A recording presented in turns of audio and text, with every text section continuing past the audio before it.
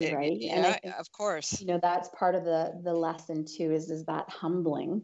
At times I have felt like Neo, like no word of a lie, like literally felt like Neo, like fully indomitable and so full of power. Yeah. And then of course there's the humbling as well of being The other human, side of that. being human. Yeah.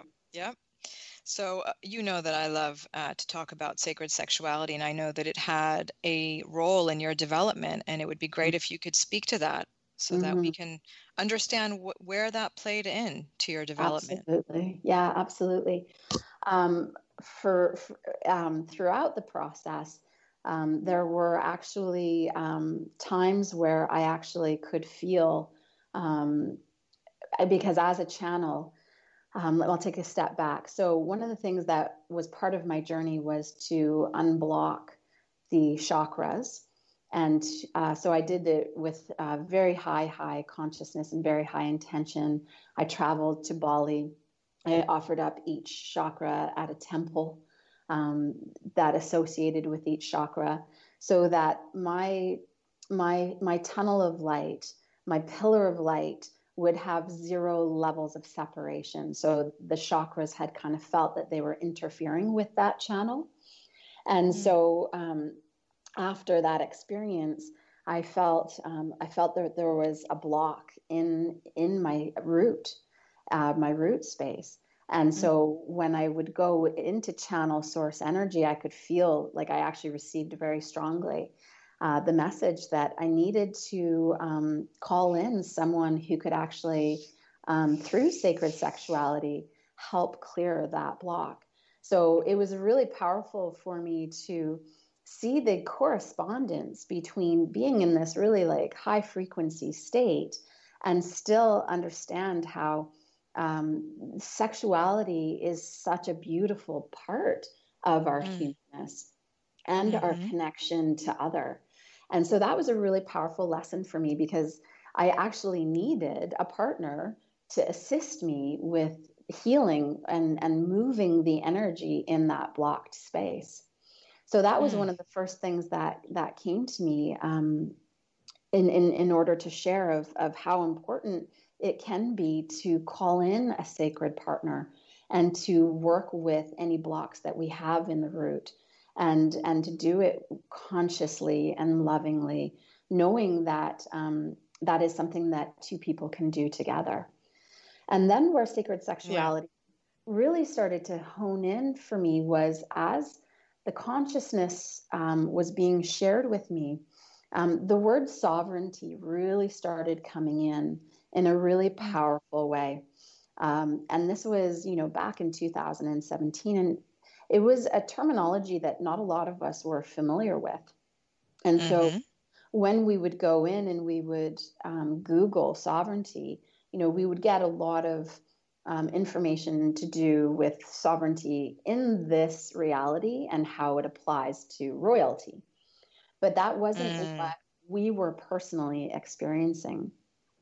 And so there was a real correlation that I was beginning to understand and receive about sovereignty and love, because love was the strong anchoring for the consciousness that was coming in. And so I started to really see and feel and experience love in a sovereign way, which was much different than the way that we've been programmed and conditioned to speak of love and perceive love here in this reality. So, yeah, go ahead. No, you keep going, and then I have a question for you afterwards, something we spoke about actually before the interview, which I'm super curious about, but I don't want Okay. to cut off your Okay. train of thought, so keep Lovely. going. Yeah, lovely. So when we really start to love in a sovereign way, one of the ways that it was a really profound lesson for me, and it was that same partner that had helped me with the block and the chakra. We had met randomly at a park, and so I walked up to him, and he was sitting on a picnic table, and he was actually completing the connection.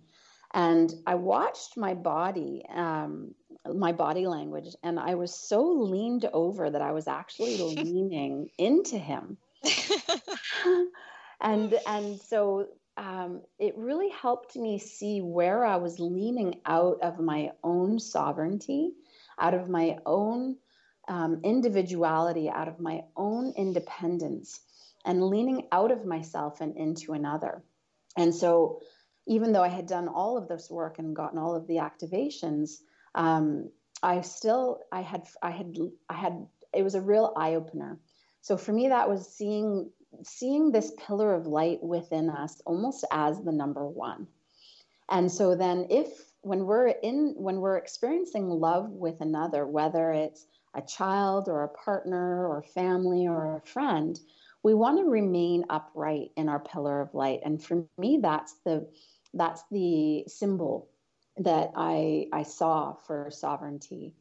And so when you're standing with another and they're in their sovereignty, you have the number 11. Or if you put it sideways, it's an equal sign. So when we're in sovereign love, there's no compartmentalization. Love has the enormousness to be vast. There's no limitations. There's no conditions put on those loves. The love. Love is completely and utterly unlimited and vast. And so when we are loving and being in those sexually sacred connections, we want to maintain our sovereign source self. And so one of the things that I caught myself doing was futuring. So that pulls us out of our presence. So we want to stay in the now. I found myself falling in love, which is falling out of my sovereignty. So staying upright. I caught myself enmeshing and entwining. And again, that's where we lose our personal boundaries.